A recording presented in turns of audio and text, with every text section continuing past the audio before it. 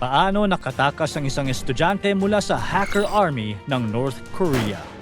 Isang batang math genius mula sa North Korea ang hinubog para sa isang layunin, maging bahagi ng elite hacker army ng kanilang gobyerno. Sa murang edad, sanay na siya sa mga komplikadong problema sa math, pero sa labas ng mga equation, may isa pa siyang mas mahirap na problema, ang sarili niyang kalayaan. Habang nasa isang international math competition sa ibang bansa, isang desisyon ang kanyang ginawa, isang lihim na plano na kayang baguhin ang buong direksyon ng kanyang buhay, ang tumakas mula sa North Korea. Pero paano ka nga ba tatakas mula sa isa sa pinakamahigpit na bansa sa mundo? At ano ang buhay ng isang batang inihahanda para sa cyber warfare?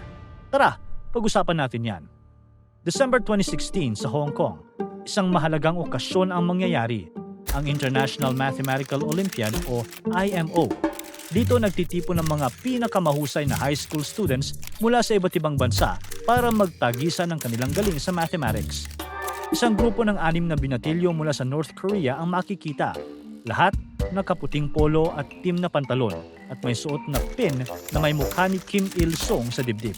Isa sa kanila ang tila naiiba, si Jong Yo Lee. Tahimik siya, hindi mapakali. Hindi lang problema sa algebra ang iniisip niya, may mas malalim siyang kinatatakutan. Bata pa lang si Jong, alam na niyang kakaiba ang mundong ginagalawan niya. Lumaki siya sa isang maliit na bayan sa North Korea, isang lugar kung saan ang mga pangarap ay hindi basta-basta makakamit. Pero maswerte siya. Ang pamilya niya ay may kaunting koneksyon sa gobyerno, kaya't hindi niya naranasan ang matinding gutom o puwersahang trabaho tulad ng karamihan sa mga bata roon. Ang tatay niya ay isang dating sundalo na siya ring unang nakapansin ng talino niya sa mga numero. Araw-araw, bago siya payagang maglaro sa labas, kailangan muna niyang tapusin ang multiplication tables. At dahil dito, mas lumawak ang kaalaman ni Jong sa mathematics. 12 years old pa lamang siya nang manalo sa isang national competition sa math. Isang tagumpay na ikinagulat ng lahat dahil kadalasan ay mas matatandang estudyante ang nananalo roon. Pero ang pagkapanalo niyang ito ay hindi naging simula ng saya. Pagkus, dito nagsimula ang mas mabigat na yugto ng kanyang buhay, na para sa kanya ay may tuturing na sumpa. Dahil sa kanyang pagkapanalo, napansin siya ng mga government officials. Inalok siya ng mas mataas na antas ng edukasyon, isang pambihirang oportunidad. Imbes na ipadala sa military training tulad ng ibang bata, si Jong ay pinayagang tumutok sa pag-aaral, partikular sa math. Sa isang bansa na halos walang internet, nabigyan siya ng laptop. Isang napakalaking pribilehiyo sa North Korea. May software ito para sa math problems at kahit madalas mawala ng kuryente, gumawa siya ng paraan para magamit ito. Nagkabit siya ng solar panel at kung kinakailangan, gumagamit siya ng generator. Umabot ng ilang taon ng mahigpit na pagsasanay bago siya mapili para sumali sa IMO. Ang training ay parang bootcamp. Araw-araw siyang sumasagot ng mga komplikadong math problems habang mahigpit na binabantayan at ginagabayan ng mga math experts ng bansa. Ramdam ang tensyon at pressure sa bawat araw. Dahil hindi lang talino ang pinapatatag sa training na ito, paulit-ulit din siyang pinapaalalahanan na ang tagumpay niya ay para sa bayan, para sa leader at para sa karangalan ng North Korea. Noong July 2013, sa kauna-unahang pagkakataon, nakalabas si Jong Yo Lee ng North Korea, papuntang Colombia para sa IMO 2013. Para siyang napunta sa ibang planeta, makukulay ang bawat lugar, may mga nagtataasang building at masisigla at aktibo ang mga tao. Lahat ng ito ngayon lang niya naranasan. Pero hindi niya nakalimutan ang tunay na dahilan ng pagpunta niya roon, ang manalo para sa North Korea. Nakuha ng kanilang team ang ika-5 pwesto sa buong mundo sa IMO 2013 na may mga medalya, kasama si Jong na nanalo ng silver medal. Isang malaking karangalan ito, pero para sa gobyerno ng North Korea, hindi pa rin ito sapat dahil ang pinakamalaking karangalan para sa kanila ay ang ginto. Habang nakatayo siya sa stage, may bumabagabag sa isip niya, mas mahirap pa kaysa sa anumang math problem. Naalala niya ang laptop na ibinigay sa kanya, ang mga gabing halos hindi siya natutulog dahil sa matinding training, at ang paulit-ulit na paalala na kailangan niyang magtagumpay. Napatanong siya sa sarili, para kanino ba talaga ang lahat ng ito? Para ba sa sariling pangarap niya? O para lang sa ambisyon ng mga taong nagmamasid sa bawat galaw niya? Dahil ang katotohanan sa North Korea, hindi basta simpleng edukasyon ang target ng gobyerno. Simula pa noong 70s, Pinapadala na nila ang mga estudyante sa Russia at China para matutong mag-code. Noon, para sa industriya raw, pero pagdating ng 90s, sa ilalim ni Kim Jong-il, napunta ito sa ibang direksyon. Ito na ang cyber operations. Sa halip na software para sa negosyo, nagtayo sila ng Korea Computer Center na naging sentro ng training para sa cyber warfare.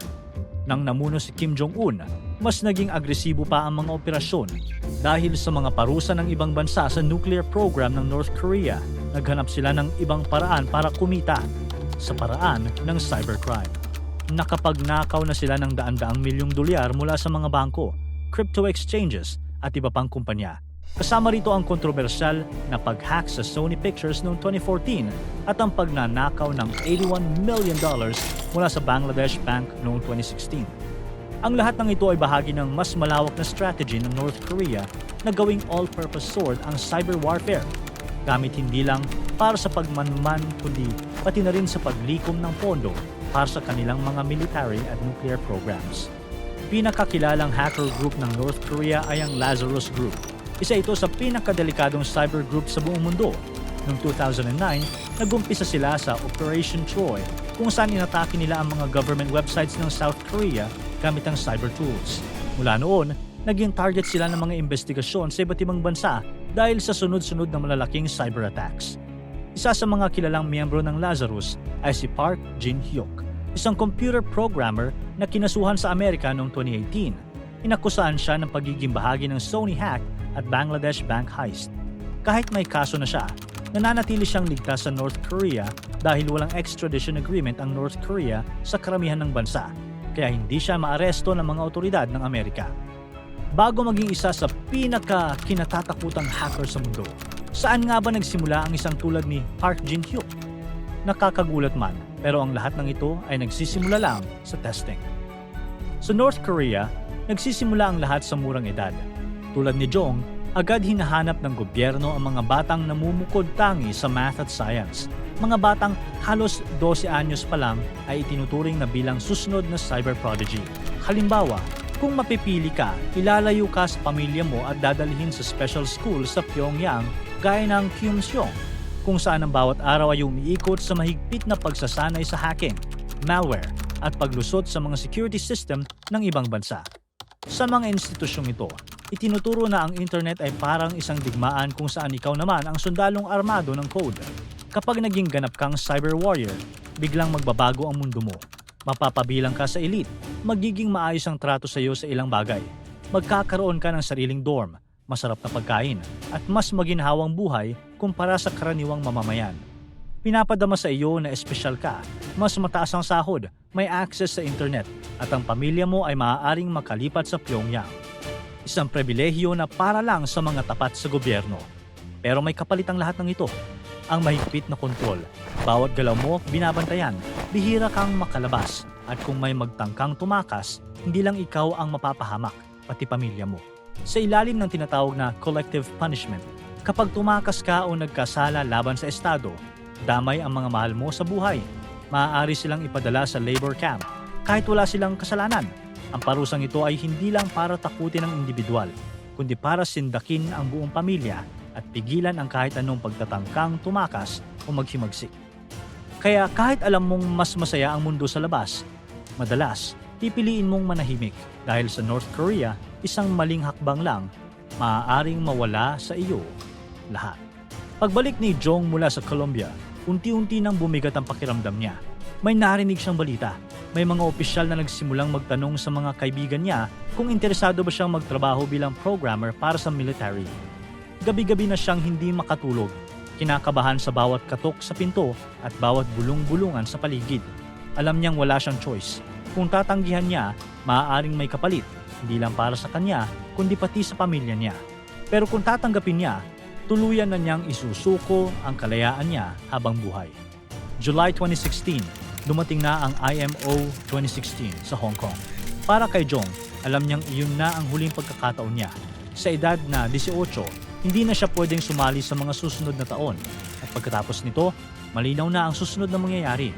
Padadala na siya sa cyber division ng military. Kaya nang dumating ang pagkakataon, hindi na siya nagdalawang isip. Isang tahimik na gabi, habang abala ang lahat sa dormitoryo, Lumabas siya, kabado pero determinado. Lumakad siya sa kalye, sumakay ng taxi at sinabi sa driver na dalhin siya sa pinakamalapit na konsulado ng South Korea. Pagdating niya roon, hindi na siya nagpaligoy-ligoy pa. Diretsong sinabi ni Jong na gusto niyang humiling ng asylum at nakiusap na tulungan siyang makaligtas. Doon nagsimula ang pinakamahabang 70 days ng kanyang buhay. 2 buwan ng paghihintay na puno ng takot habang nakakulong sa maliit na kwarto ng konsulado. Bawat araw, kinakabahan siya kung kailan siya magiging ligtas, kung madidiskubre siya o kung makakaalis pa ba siya ng buhay. Hanggang sa dumating ang balita, ligtas na siyang ililipat sa South Korea. Sa sandaling iyon, natapos ang matinding tensyon. Pero nagsimula na rin ang bagong yugto ng kanyang kalayaan. Pagkatapos ng insidenteng iyon noong 2016, bawat estudyanteng ipadadala nila sa mga susunod na paligsahan ay may kasamang mahigpit na bantay, tula ng ibang nakatakas tulad ni Jong. Pero klaro na ang ginawa niyang pagtakas ay may kabayaran sa kanya. Agad na itinuring na traitor family ng gobyerno ang kanyang pamilya. Wala nang opisyal na impormasyon tungkol sa kanilang kalagayan matapos ang insidente. Pero tulad ng ibang pamilya ng mga tumatakas, malaki ang posibilidad na sila ay patuloy na naharap sa matinding parusa at paghihigpit mula sa bansang North Korea. Ang North Korean hacker army ay malupit, lalo na sa mga batang napili dahil sa kanilang talino. Kapalit nito ay habang buhay na pagkakulong sa isang lihim at kontroladong mundo na ang tanging layunin ay magtrabaho para sa cyber operations ng bansa, para magnakaw, mag-espiya at magdala ng pera at kapangyarihan sa gobyerno. Ngayon, si Jong, na kilala na ngayon bilang Lee Jong-ho, ay may bagong buhay. Nakapag-aral siya sa Seoul National University, isa sa mga pinaka-prestigyosong universidad sa South Korea, kung saan ipinagpatuloy niya ang pagmamahal sa math. Malayo na siya sa mundo ng takot at kawalan ng karapatan. Sa bagong mundong ito, natutunan niyang ang tunay na kalayaan ay hindi nasusukat sa karangalan, medalya o numero, kundi sa kakayahang magdesisyon para sa kanyang sarili. Para tuloy-tuloy ang saya at kwentuhan, huwag kalimutan mag-subscribe sa Bubbly YouTube channel at pindutin ang notification bell.